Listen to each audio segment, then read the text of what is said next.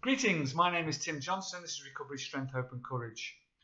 Next month I'll be coming up to 18 months sober, and I've been doing these videos for just over a year now. And thank you all for the support you've been giving the channel, because if the more support, more people see them, and if anyone can get anything at all from the experiences I've had, then I'm delighted. It makes it all worthwhile. And someone sent me an email the other day, which was quite interesting, really, because it related to me a bit, I suppose. But they were saying that they'd reached a point in their sobriety, if you like, sort of almost a year in, and they've sort of got this massive question in their head: what's next? How do I? Because they had this massive euphoria, this what they call the pink fluffy cloud, I think people call it in early sobriety. This euphoria and this delight that you're sober and you've got through those early months and life is great, but then all of a sudden you get this come down, if you like, as you approach a year. It happens different times for different people. I mean, I got a bit of a dip in a year in, and I looked at things like PAWS, which is post-acute withdrawal syndrome. And for those of you who don't know what that is, apparently it's a condition that's where your brain is still in a healing mode up to a certain extent, even a year in, for the damage that you've done to it through alcohol and drugs. And it can revert back to, you'll get some of those withdrawal symptoms and some of that depression that you had perhaps in early recovery revisit you at certain times in your sobriety and not know what they are, and it can be quite frightening. And knowledge is power, isn't it? And knowing what that is and knowing how to fight that is important. But I don't think that this feeling is that I'm talking about, because I didn't have any I certainly didn't, and this person that wrote to me certainly didn't have any of the sort of withdrawal symptoms or any of that going on. It was really just a question of what's next, where do I take my sobriety from here? I'm feeling low, because what more, how much more can you do? And people might turn around and say, because I'm very fortunate, and I know how, and I'm very thankful for the fact that I have probably more time than a lot of you do that are watching this, as my children are grown up now, and I'm living here sort of retired in a foreign country, but it actually makes it more difficult in some respects, because I'm certainly not lonely. I enjoy my own company, because as the old saying goes, if you like you can't be lonely if you love the person you're with.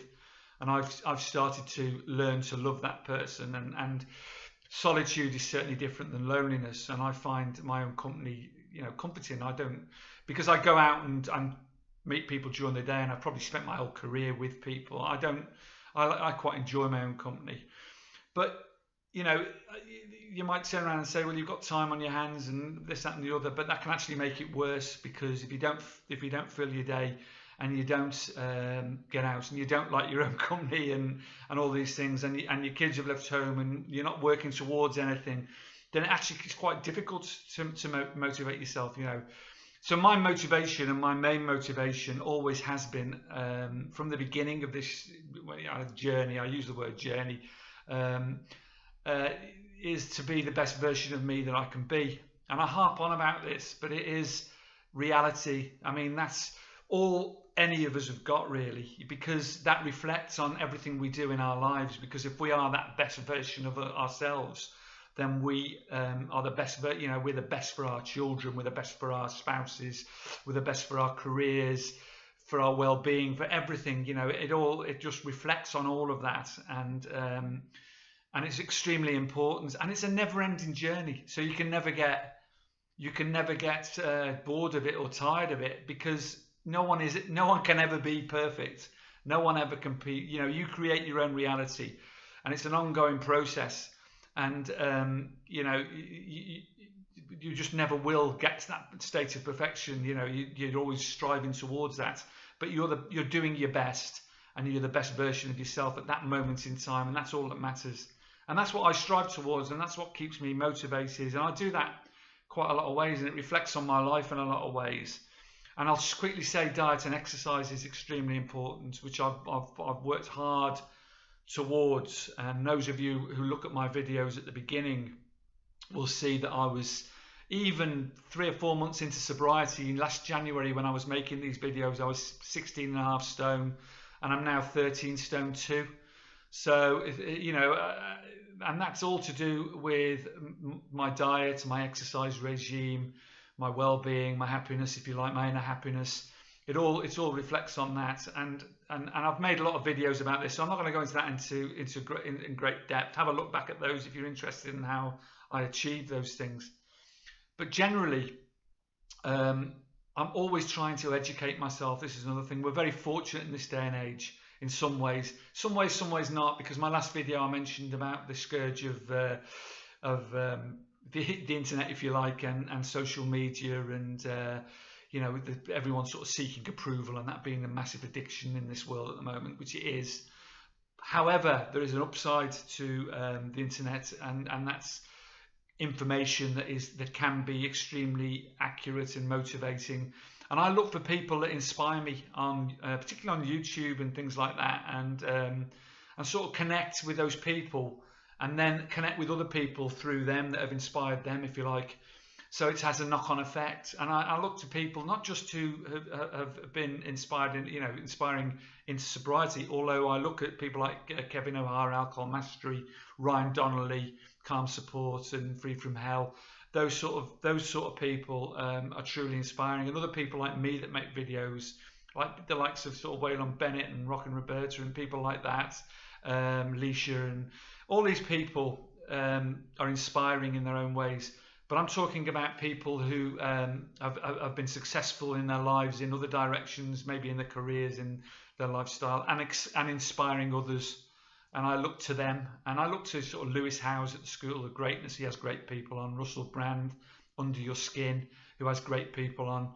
And via them and those sorts of channels, and there's many more, I could list them all. Have a look yourselves for people inspiring and motivating, and are sort of in sync with your own journey, if you like. And if your journey, like mine, is dealing with things like connection and mindfulness and diet and exercise and all those things that have done me so much good, and gratitude and service and all those things that have held my sobriety strong, then you'll find them. You know, you'll find those people on YouTube or on the internet, and learn from them, and pinch their ideas, because that's what it's all about. And from them, get inspired into looking at other people, which is what I've done, and constantly learning and picking up ideas and staying motivated that way on this journey to be the best version of me I can be. And it reflects on your daily life as well, because what I've found as I've got further into sobriety is my confidence level. Not only have I found that my self-worth and sort of self-love, self-esteem has increased millionfold, which reflects again on your happiness, your inner happiness, your joy, your connection. Then my confidence, my self-confidence has also increased, which has meant that I will approach people, that strangers, and if they want to strike a conversation up, you know, I'll smile and they say hello, and the conversation strikes up, whatever it may be about, then I make new friends that way, and have the confidence to go and expand my life. Like this last couple of weeks, for instance, there's a dog charity near to us called Fidelios. There's 200 abandoned dogs there, and I've been walking past this place for a year probably without taking too much notice, just listening to the dogs barking.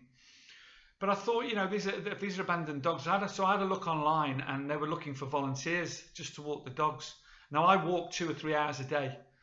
Sometimes, you know, I like to walk. You know, it does me good. It's sort of, I meditate when I'm doing that. I think about things while I'm doing it, what stuff I want to do, and all the rest of it. And I thought, well, why not kill 2 birds with 1 stone? So I just knocked on the door of Fidelios. I wouldn't have dreamt of doing this a year ago, which is how much my self-confidence has grown. Wouldn't have dreamt of doing it. Knocked on their door and said, look, you know, I walk a lot. I'll commit 4 times a week. So I made a commitment. This is another thing. Don't overstretch yourself. Do what you know you can do. You know, whatever it is in life. You know, don't push yourself over that limit where it's going to create stress and worry into your life, which I tend not to do anymore. So I knew that I could commit to at least 4 times a week. Take your dogs out, you know, and I'll give me the high energy dogs that need a good 2-3 hour walk. And I'll tell you what, I've got so much from that this week. I've taken, well, the last couple of weeks, but this week I've took 4 different dogs out, all different temperaments, all different personalities, all beautifully loving dogs which had been abandoned. And I learned a lot from it. I learned that about judgment, because the dog never judges the human, does it? I mean, it loves me until I do something to hurt him. Then that dog never judges. It just loves. And they're always in the moment, constantly in the moment, and constant joy, you know. And it reflects on you. And you know, it actually made me feel so much calmer and happy just doing this. So not only was I getting my exercise, I was combining that with looking after the dogs. It's you know, and with my other volunteering that I do with the Angels of Night charity, and that giving something back, you're giving service as well. So you're actually doing 3 things there. You know, you're actually giving service, helping other people, giving something to another living thing, the dog. You're actually getting a healthy exercise that your body and mind needs, and the fresh air and sunlight that your body and mind needs, and you know, you're learning from the dog about mindfulness and all sorts of stuff. It's a triple whammy. And this is where my life goes now. There's this constant discovery, this rediscovering of things. You know, you've got to really want to do this, obviously, and it's sort of self-perpetuating. It's like a snowball rolling down a hill. If you're constantly looking and searching for stuff like this, you know, and finding things, you're always constantly motivated, growing stronger, growing fitter, growing healthier in there. And this feeling of what's next just disappears, because what's next is exciting. You don't know what's around the corner. You know, it could be anything, but all you know is that's taking you further on this journey to be the best version of you can be. And that's all I can tell you. You know, what I want to share with you really is that this is a never-ending journey. You know, it's and a lot of you are probably watching this and might be in a bad place at the moment, you know, and I know quite a few people are, whether it be in early recovery, withdrawal, people that have relapsed over Christmas and all the rest of it. I've got other videos on that might suit you on my channel, you know, you know, for those in early recovery, for those that have relapsed, for those sharing my experiences of that. But what I would say to you, you'd need to just hold on. And I always say this because someone said it to me once, and it matters a lot. You just hold on, because it will get better. It will get better. And this thing is in the head. This disappearance of the fluffy cloud and what's next is in the head, because there is always something next, because consciousness and life is so precious, you know, and to be that best version of you can be is for your family, for your friends, for your spouse, for you, for your job, but mostly for you, really, and the way you feel inside it makes it all worthwhile. You don't find yourself, you create yourself, you know, and you suddenly rediscover who you really are, who you were meant to be. You know, when I let go of who I am, I become who I might be, or what I might be. So anyway, that's my message for today. Stay motivated, keep going, hold on, because as long as you keep moving forward and let the snowball keep rolling down the hill and gaining momentum, you know, you'll grow stronger and stronger and stronger. This is a never-ending journey. So, you know, be happy, be lucky, carpe diem, seize the day today. You know, much love to you all. I'll speak to you next time.